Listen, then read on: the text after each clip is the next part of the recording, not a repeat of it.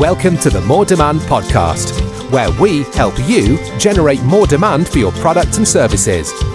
Every episode we give you tips, tricks and tutorials on how to get the best out of your digital marketing.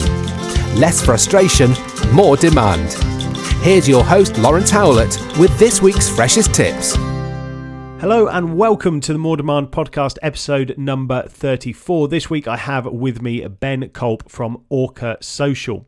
Their mission is to have a positive change on your business through social technologies by enabling social and digital from within your own company.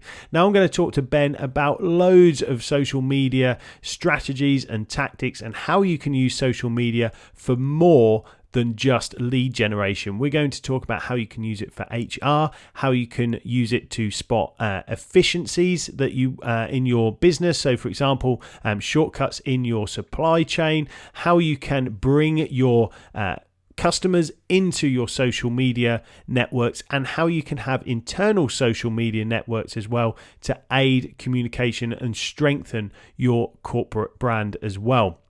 So let me introduce Ben and bring him on to the More Demand show. Hi Ben, welcome to the More Demand podcast. How are you doing? Hey, I'm good. Thank you so much for having me, Lawrence. Pleasure's all ours, definitely. So today we're going to talk to you about how B2B companies can embrace social media from within. So I just wanted to get, tell our listeners a little bit about yourself, a bit about your background and Orca Social as well. Yeah, definitely. So at Orca Social, what we do is really we enable B2B companies to get most out of social media. And we want to enable them to do it from within, as you said in the intro, Lawrence. What we mean by that is we want to enable them to do it themselves because B2Bs are most of the time very complex. You know, if you imagine that you construct turbines or in manufacturing or you're in shipping, transportation, whatever sort of like unknown world to the consumer, it might be hard for a community manager to actually manage social for you out in an outsourced fashion. So that's why we really want to give B2Bs this competitive edge via social technologies, bring it in-house and operate on social media as human, as agile and as authentic as they can. Oh, I like that. Human and agile and authentic. So tell me a bit more about those aspects. What does that actually mean? What that means, I mean, social only works really, if you take it for what it is. Social media is not a marketing channel. We don't believe in social media being a good marketing channel, a good sales channel, but it is a great tool to build out relationships, right? And this is one of those reasons that we came up within our ebook that we recently published on 10 reasons why B2B companies need social media.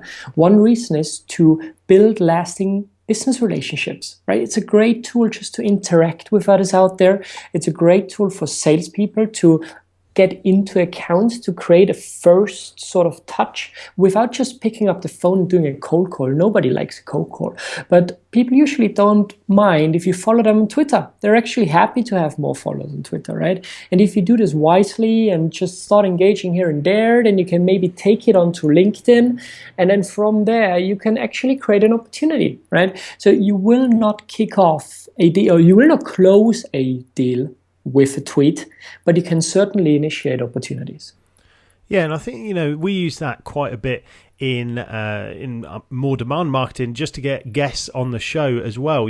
That's one of Alex's from Get Groove blog. I think he recommends following someone on Twitter, engaging with a couple of their tweets, then maybe doing a blog comment, and then following up on LinkedIn and trying to get their email address via having a connection. So exactly. it's that sort of multiple touch points, as you say, to build up a lasting relationship, and that is being human, as you say. But you mentioned there authentic as well. So how does a B2B brand become authentic? How do they know what is authentic and what their fan base would want?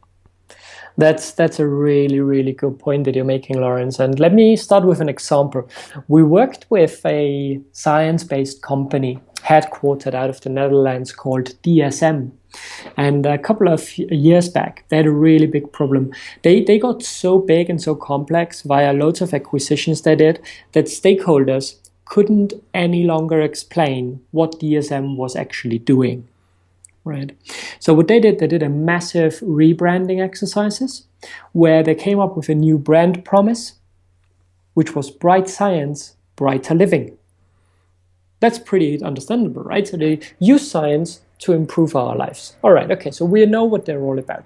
And now what they did is they used social media, as in Facebook, LinkedIn, Twitter, to talk about certain points, how they do this, how they achieve this, but not in a very sort of like scientific and academic way, but in a very human way. They gave the brand a very human face by talking about topics and themes that resonate with their audience. For example, the climate change, the circular economy, malnutrition, health and wellness. Today people are much more aware that eating healthy is important and doing your sports is important. So if a company talks about that, well, this is much more interesting to you also than if they would be publishing academic papers on how they actually achieve that. On top of that, they also involve their employees quite a bit. So employee advocacy, this massive buzzword that is jumping around everywhere, but for a good reason. They involved loads of their employees as well to share their content on and like share it with people and give the brand an even more human face. That worked for them very, very well. So how did they, because as you say, that is a big buzzword. In fact, I'm doing a talk on Friday at a company about employee advocacy. And how do you even start that? Because some people are very afraid and they think, oh no, my Facebook page is my own. It's not about giving your company access to your Facebook page, is it? It's completely different. So talk to me through that. Yeah, absolutely. I mean, it's really, you need to show your employees the benefits they can get from that. I mean, you will always have people who are reluctant of using their private accounts for professional activities, but we have to face the reality that via those technologies, our work life and our private life are being fused together more and more. And if you can tell your employees what the benefit for them is to position them also as a thought leader, if you will, in a certain space, I mean, this gives them something back as well, right? You need to show them what's in it for them. As long as you do that, it usually pays off, it works out quite nicely. And we also at Orca Social, we build out a dedicated relationship here with a really great technology provider called Dynamic Signal. I don't know have you heard about the guys at Dynamic Signal, Lawrence? No, I haven't, no. Yeah, they have a really good product for employee advocacy programs that support those initiatives via technology. So they allow you to create content within the tool, also to discover content and then make it available to your employees. And very easily from their smartphone or from their browser, their tablets, they can share their content onto their network straight away. And that will give them points. So they have like gamification aspects built in with leaderboards and everything, right? So they make it fun as well.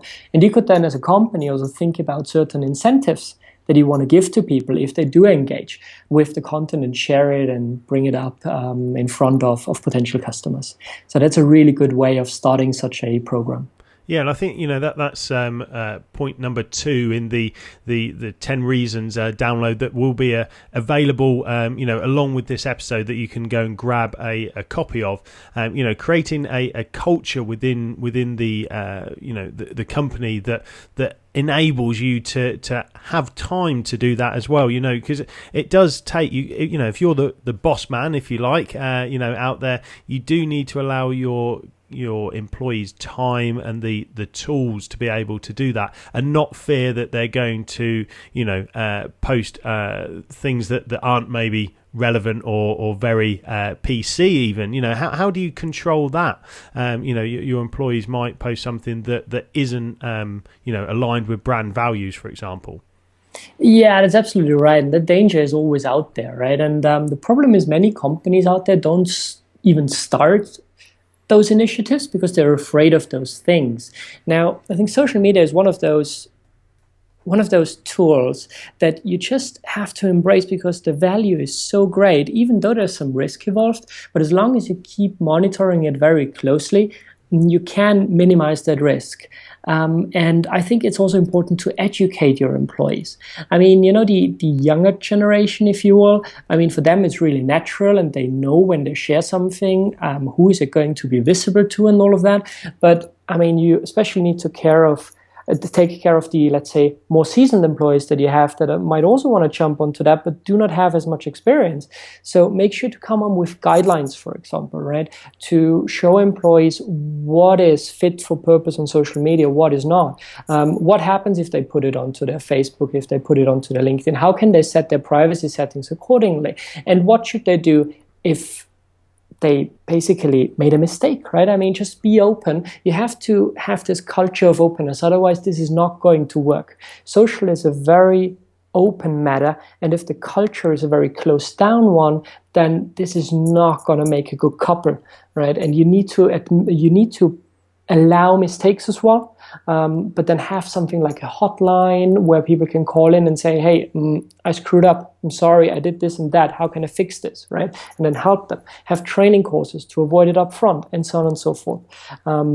Yes, there is risk, as said, but I think the benefits you can gain from it are way bigger than that. And as long as you have some sort of governance in place, then it's definitely worth giving it a go. Yeah, and even for small companies that, even if you've got a couple of people in your marketing department, it's still worth doing, because you open up that network of people that it might just be a referral at some point. It doesn't have to be a direct lead all of the time. Referrals are a massive part of any business, word of mouth, etc. And using social media for those sort of campaigns are, really effective as well. So maybe, Ben, you can talk us through a couple of what a successful campaign has looked like that you've done recently.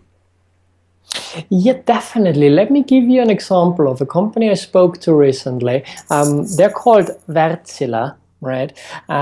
So they are in the marine, oil and gas and energy business. So very, very B2B. Nobody knows them pretty much, right? Very invisible brand. And what they had is they had a program that was called Summer Power. Within that program, they wanted to fill 500 summer trainee positions in Finland.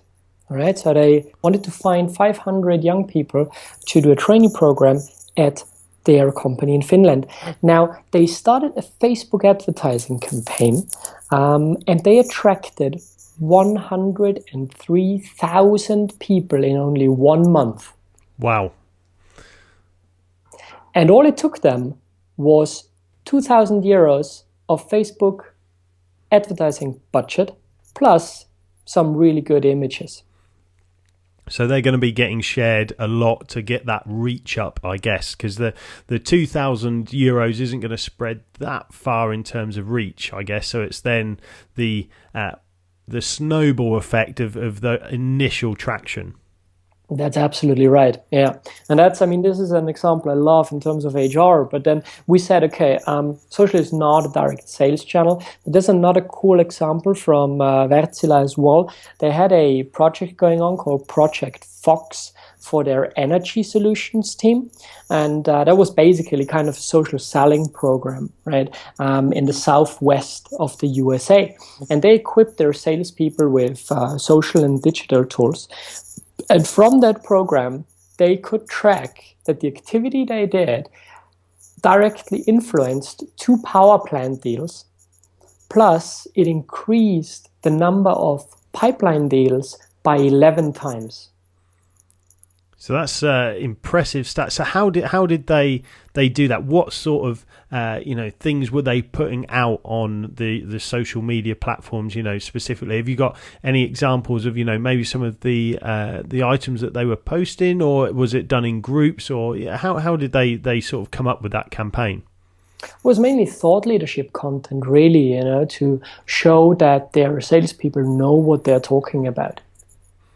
Yeah, I mean the thought leadership stuff is, it's one of those pieces that it might not have a direct impact on leads, but through having it out there, you're going to position yourself as an authority. And I know I bang on about, content marketing all the time and how important it is to have that content in place that you're then sharing on social media channels. So how does, a sort of a smaller business maybe post them or put themselves up there as a thought leader? Because I know a lot of business owners might be thinking, well, I'm not really a thought leader, I'm just, I've got my opinion, but that's my opinion.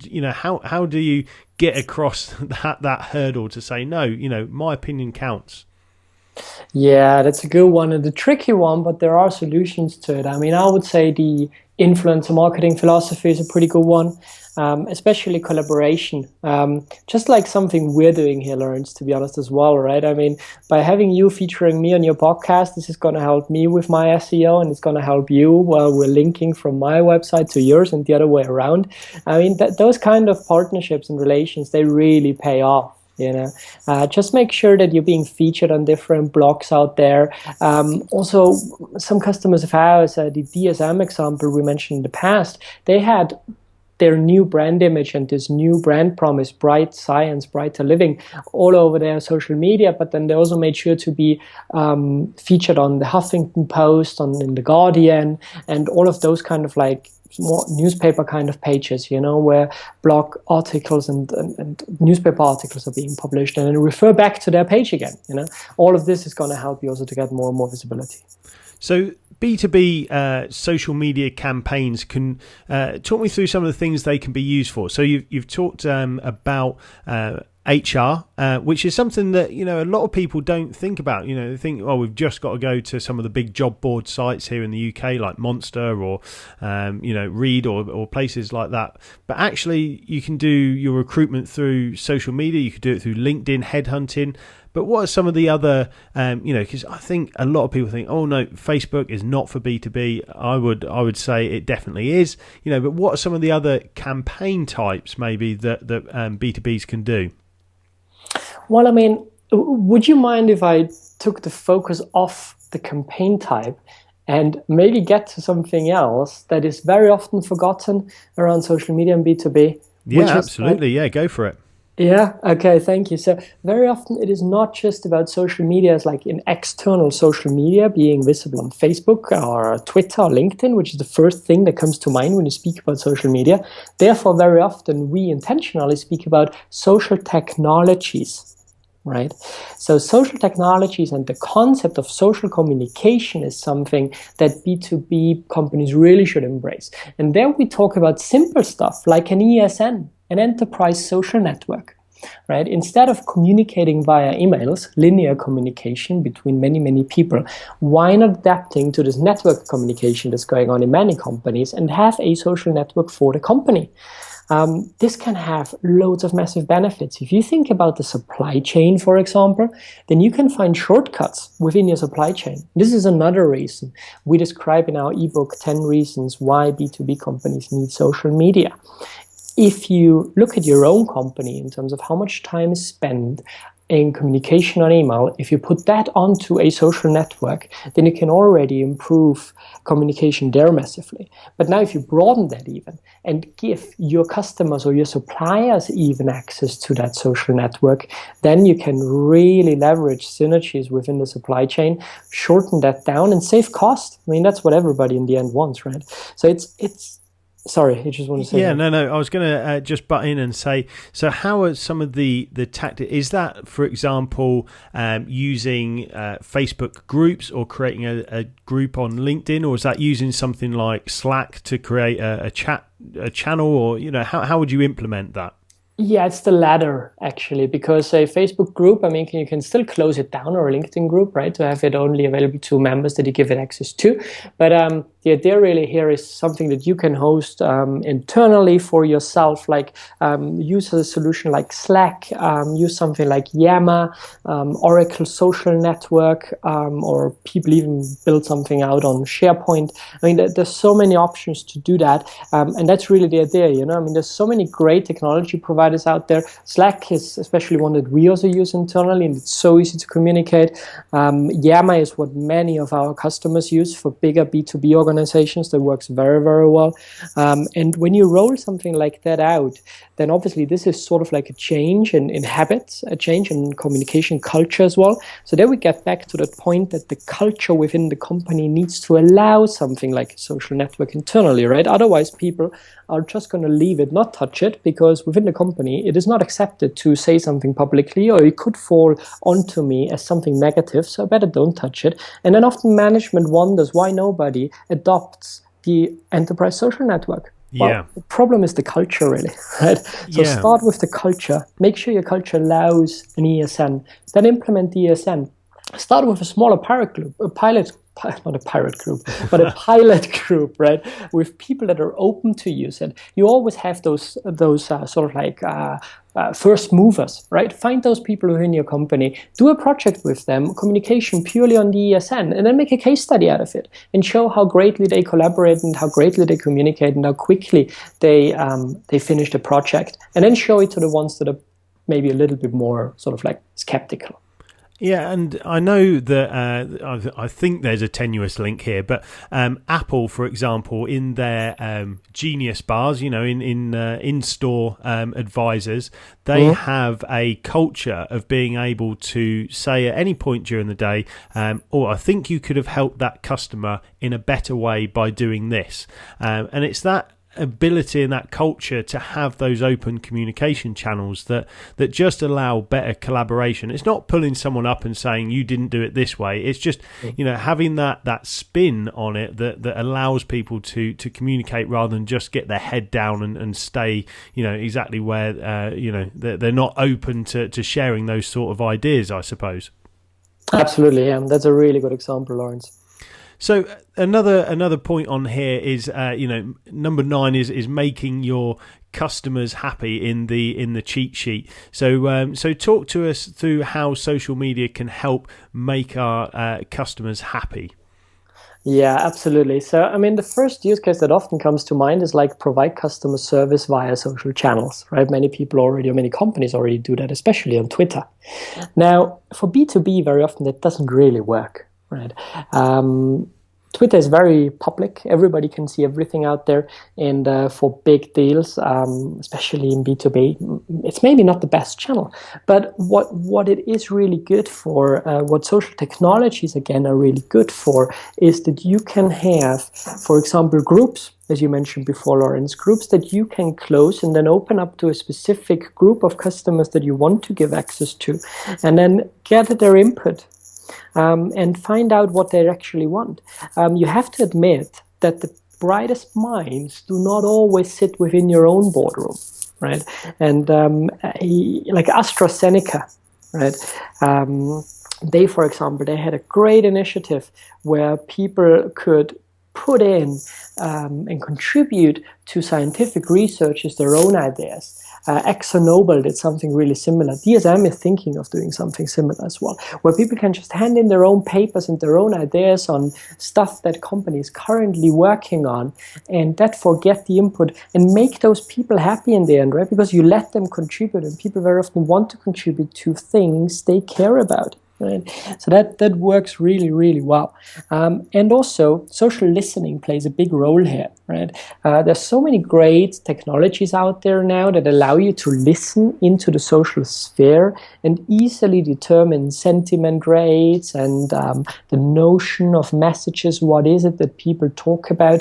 And then you can use this to improve your own operations and gear everything towards customer happiness. Listen first, then act, and that way you're going to make your customers happy. And social is just, again, a great tool that allows you to do that.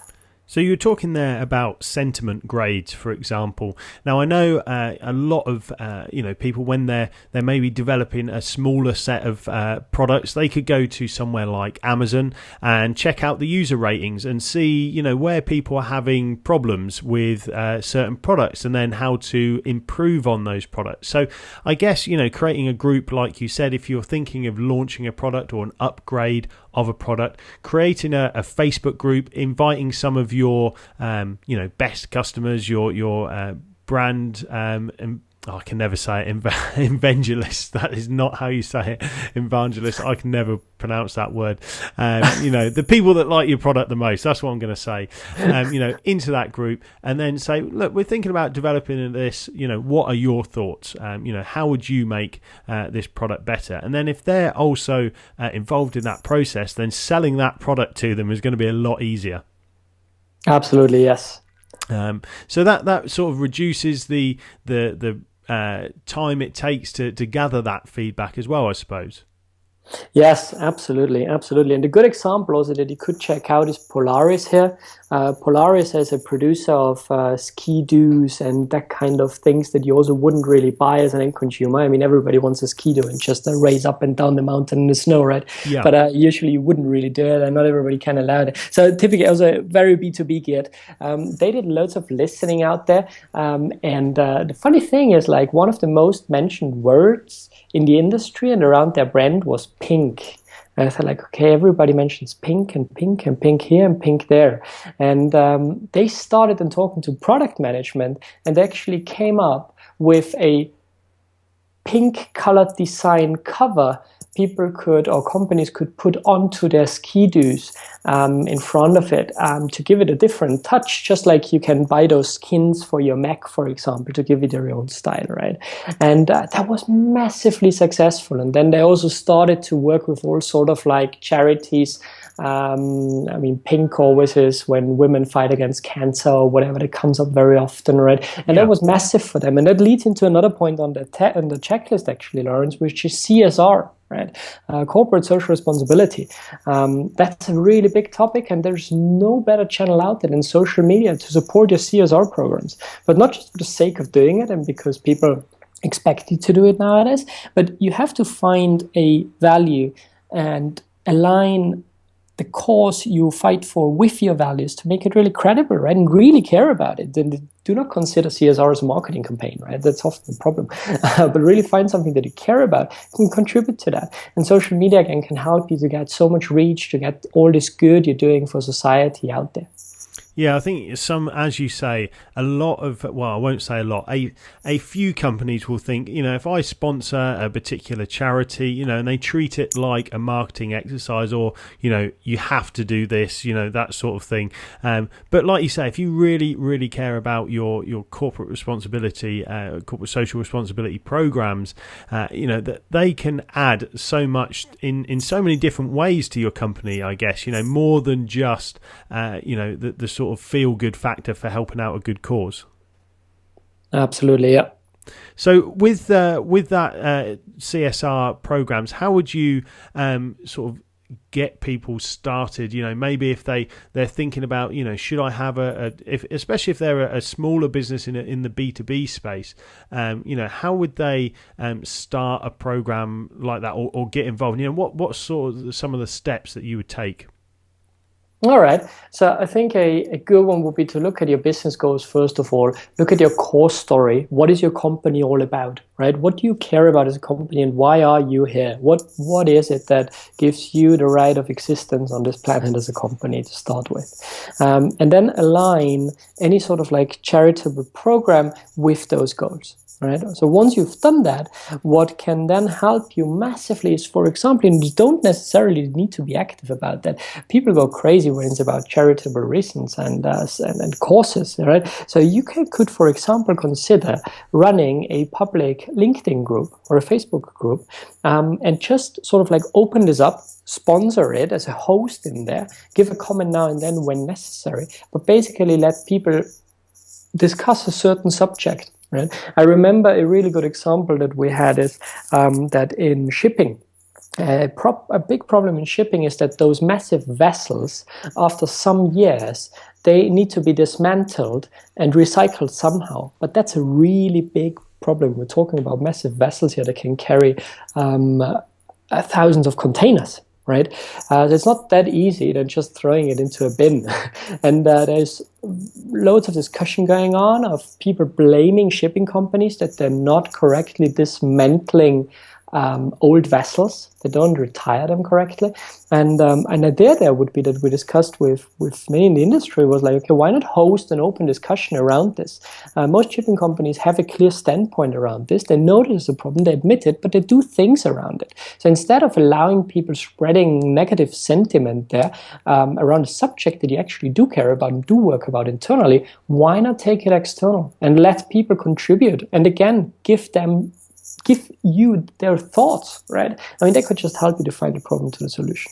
Yeah, absolutely, and I love that sort of mentality. I myself have a few LinkedIn groups, if I can get my words out, that are not a CSR, sort of play, but they are a visibility play in terms of hosting a group that talks around a specific subject. For example, B2B digital marketing. That's an open forum. That's a question and answer type forum, and it really does drive a lot of engagement there. And you could definitely use that for corporate social responsibility as well. And I liked when you mentioned the why do you exist on as a company on this planet. If anyone wants to go and watch a TED talk, go and watch Simon Sinek, I think Sinek, how great leaders inspire action, and that why, start with the why, is a fantastic TED talk to go and watch and implement. Can just echo that. Yeah, for sure. So we're sort of coming up towards the sort of top of the half an hour. What else would you like to go over in terms of building that social media internally for B2B companies? Yeah, I think where we usually start, right, and to sort of like sum it all up, I mean, we discussed so many different points. You don't need to cover it all within your social media strategy, but do take a look at those 10 reasons that we came up with why B2B companies need social media, and Lawrence is going to share a checklist there with you with those 10 reasons, plus a couple of tasks for all of those 10 reasons, and then decide which are the areas that you really want to take a look at. And you should not be doing social media for the sake of doing it, right? The question is not how well you do social media. The question is whether you want to survive or not as a B2B company. And social media is the tool that can help you survive going forward. It can help you with your CSR. It helps you with your recruiting. It can help you with your sales. It can help you get insights and let the crowd help you improve on yourself. It helps you breaking down the silos in terms of internal communication. It helps you build out an open culture. There's so many things that social can help you with, but it needs to be seen as a technology enabler and not as a must-do just because everybody does it. Make sure to link social media use cases or technology back to your business goals. How can it help you achieve your business goals? That way you can build out a business plan, and also justification in front of your executives. And then we're really happy to come in and work with you on your social media strategy to help you roll that out across the company, across all departments, do a workshop with you, write up a driving guide where we would detail all the steps you need to take in a very practical way to achieve what we've discussed. And that's really what social media and B2B is all about for me. Ben, there's some really wise words in there. And if you want to grab a copy of the 10 reasons why B2B companies need social media, the checklist and cheat sheet, head to moredemand.co.uk/episode 34. That's episode and the number 34. Ben, it's been a pleasure having you on the More Demand podcast. And just let all our listeners know where they can find out a bit more about yourself and Orca Social as well. Yeah, absolutely. So if you want to get in touch with us, just check out the website at orcasocial.co.uk. Follow us on Twitter. There you get more up-to-date content, orca_social. And on the checklist, obviously, that Lawrence is going to share with you, you're going to find a link as well to get the full ebook. The checklist is just going to get you started. If you want to dive into any of those reasons a little bit further, then download the entire ebook, take a look, and just stay in touch, guys, and let me know any questions that you might have based on this. Perfect. Well, thanks for being on the show, Ben. Really appreciate it. Thank you for having me. Yeah, no problem. That's it for another episode of the More Demand podcast. We'll make sure to see you next Wednesday. Until then, have a good one. Thanks for listening to the More Demand podcast. Make sure to hit that subscribe button on iTunes and get the latest episode direct to your device every Wednesday.